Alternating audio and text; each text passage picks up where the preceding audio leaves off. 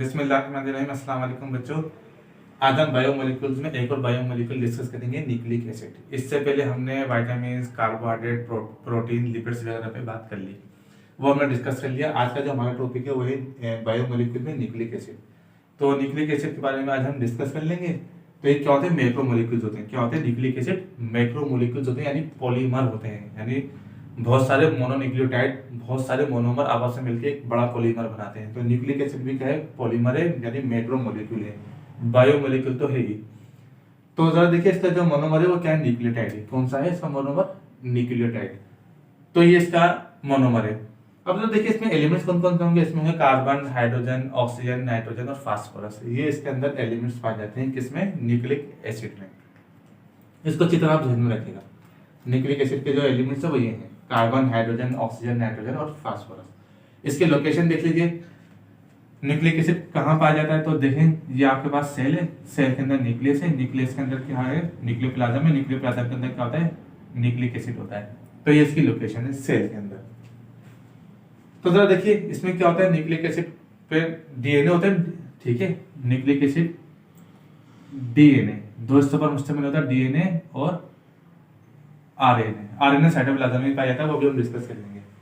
तो present in nucleus DNA and cytoplasm RNA, यानी कि न्यूक्लियोप्लाज्म में क्या है? न्यूक्लियस के अंदर न्यूक्लियोप्लाज्म होता है, न्यूक्लियोप्लाज्म के अंदर न्यूक्लिक एसिड होता है, जिसके अंदर डीएनए होते हैं। जबकि साइटोप्लाज्म होता है, न्यूक्लियस के बाद क्या होता है? साइटोप्लाज्म होता है। साइटोप्लाज्म में क्या होता है? आरएनए होता है। आरएनए न्यूक्लियोप्लाज्म में भी होता है, न्यूक्लियस के अंदर भी होता है, साइटोप्लाज्म में भी होता है, यानी न्यूक्लियस से बाहर भी होता है। इसको अच्छी तरह आप ध्यान में रखिएगा। ये इसकी लोकेशन है। अब जरा देखिए, न्यूक्लियोटाइड क्या होता है? इसका मोनोमर है।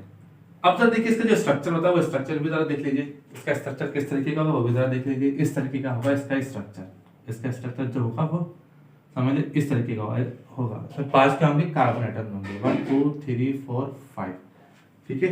अब जरा देखिए, इसमें क्या होता है? यहाँ नाइट्रोजनस बेस होते हैं। एनबी से मैं इसको डिनोट कर देता हूँ, नाइट्रोजनस बेस।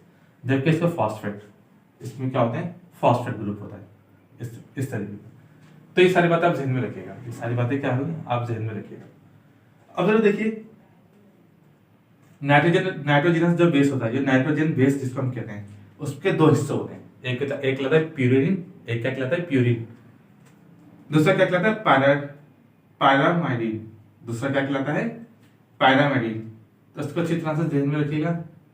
जो प्यूरिन होता है, जो नाइट्रोजन बेस होता है ना, इसके दो हिस्से होते हैं। एक कहलाता है प्यूरिन, दूसरा क्या कहलाता है? पैरामाइडिन। पैरामाइडिन, इसको इस तरह याद रख लीजिएगा। अच्छा जरा देखिए, जो प्यूरिन होता है उसके अंदर क्या क्या होता है? एडनिन होता है। क्या होता है? एडनिन होता है। दूसरा क्या होता है? गुआनिन होता है। सारी बातें ध्यान में रखिएगा। जबकि पैरामाइडिन जो होता है उसके अंदर क्या होता है? साइटोसिन होता है। साइटोसिन, थायमिन और यूरासिल। मैं सही करके लिख देता हूँ, यूरासिल। तो ये क्या है? नाइट्रोजनस बेस में प्यूरिन होता है और पैरामाइडिन होता है। प्यूरिन में क्या होता है? एडनिन, गुआनिन होता है। जबकि पैरामाइडिन में क्या होता है? साइटोसिन, थायमिन और यूरासिल होता है। ये बात आपको याद रखनी है न्यूक्लिक एसिड में। अब जरा देखिए, types of nucleic acid discuss कर लेते हैं। जिसमें मैंने आपको बताया, न्यूक्लिक एसिड में क्या होता है? डीएनए होता है। डीएनए में जो है विरासती खुसूसियात होती है, वो भी अभी हम डिस्कस कर लेंगे, जो वालिद में औलाद में मुंतकिल होती है। तो इसके दो हिस्से होते हैं न्यूक्लिक एसिड के। एक कहलाता है डीएनए, डीऑक्सीराइबोन्यूक्लिक एसिड, और एक क्या कहलाता है? RNA ribonucleic acid, ribonucleic acid. तो जरा देखिए, डीएनए, डीऑक्सी मीन क्या होता है? इसमें लेस ऑक्सीजन होती है, या डिहाइड्रेटेड होता है, या वाटर कम होता है इसके अंदर, डेफिशिएंट होता है ऑक्सीजन या वाटर, इसलिए इसको डीऑक्सी कहते हैं। Ribose sugar remain auto deoxy form of ribose sugar. तो डीऑक्सी जो फॉर्म क्या काम करता है? डीऑक्सी फॉर्म करता है राइबोस शुगर। तो ये जरा देखिएगा, डीऑक्सी राइबोन्यूक्लिक एसिड यानी डीएनए क्या होता है? इसका एब्रिविएशन क्या बनेगा? Deoxy ribonucleic acid. इसमें क्या होता है? ऑक्सीजन डिफिशिएंट होता है, इसमें ऑक्सीजन की कमी होती है। और जो दूसरा कहलाता है हमारे पास आरएनए राइबोन्यूक्लिक एसिड। तो ये भी आपको जरा अच्छी तरह ध्यान में रखिए। डीऑक्सी राइबोन्यूक्लिक एसिड, ये राइबोन्यूक्लिक एसिड। इसको इस तरीके से आप बयान कर सकते हैं। बच्चों, हम स्ट्रक्चर ऑफ डीएनए डिस्कस करते हैं। डीएनए का स्ट्रक्चर क्या है? एक साइंटिस्ट था Watson and Crick. Watson and Crick ने एक मॉडल पेश किया था, जिसको कहते हैं वॉटसन एंड क्रिक मॉडल। उसने हमें डीएनए का स्ट्रक्चर बताया था। वो जरा देख लीजिए क्या होता है। सबसे पहले देखिए होता क्या है, ये 2 स्ट्रैंडेड स्ट्रक्चर होता है। टू स्ट्रैंड इसमें होते हैं, एक स्ट्रैंड ऐसे, एक स्ट्रैंड ऐसे, टू स्ट्रैंडेड स्ट्रक्चर होता है, तो इसको डबल हेलिक्स स्ट्रक्चर भी कहते हैं, डबल हेलिक्स स्ट्रक्चर भी कहते हैं इस स्ट्रक्चर को। तो इसको लेडर स्ट्रक्चर भी कह सकते हैं, कंपोज बाय लेडर, लेडर के जरिए भी इसको डिनोट करते हैं, इस तरीके से भी आप इसको डिनोट कर सकते हैं। जरा देखिएगा आप, जरा ये देखिएगा, ये जो पोर्शन है, ये जो पोर्शन है, ये क्या कहलाता है आपके पास, अपराइट कहलाता है। ये किसका बनाता है, ये वाला पोर्शन, यानी ये इस तरह देखें, ये वाला पोर्शन जो है किसका बना होता है, ये इसको कहते हैं अपराइट पोर्शन, यानी अपराइट कहते हैं डीऑक्सीराइबोस शुगर और फॉस्फेट का बना होता है ये वाला पोर्शन इसका, ये वाला हिस्सा इसका। जबकि जो आपको कलर नजर आ रहे हैं अंदर, इन्हें कहते हैं रंग्स।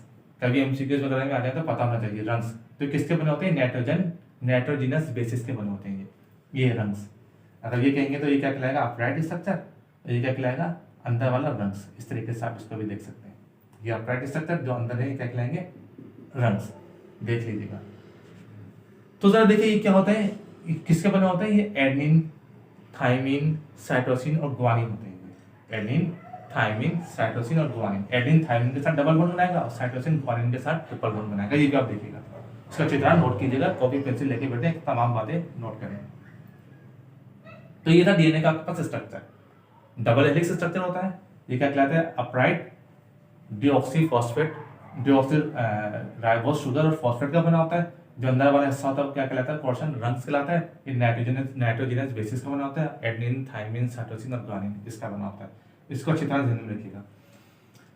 तो एक दो बातें बोले, जरा देखिए डीएनए और आरएनए में फर्क भी है। अभी मैं आरएनए को भी डिस्कस करूंगा, पर डीएनए में आरएनए में जो सबसे बड़ा फर्क है क्या है, इसमें एडेनिन, साइटोसिन, ग्वानिन, थायमिन होते हैं। जबकि जो आरएनए राइबोन्यूक्लियोटिक एसिड है उसमें क्या है, एडेनिन, साइटोसिन, ग्वानिन और यूरासिल होता है। ये सारी बातें आपको पता होनी चाहिए। तो अब जरा देखिए डीएनए के बाद हम डिस्कस करेंगे आरएनए, राइबोन्यूक्लिक एसिड डिस्कस करेंगे। इसमें क्या होता है, साइटोसिन, ग्वानिन, एडेनिन और यूरासिल। इसमें बस क्या होता है, थायमिन की जगह यूरासिल होता है। ये दोनों में फर्क है। तो कभी डिफरेंस आएंगे वो भी मैं अभी आपको बता दूंगा, लेकिन आपको पता होना चाहिए। इसका भी जरा देखिए, नाइट्रोजनस बेस और फॉस्फेट का बना होता है ये भी।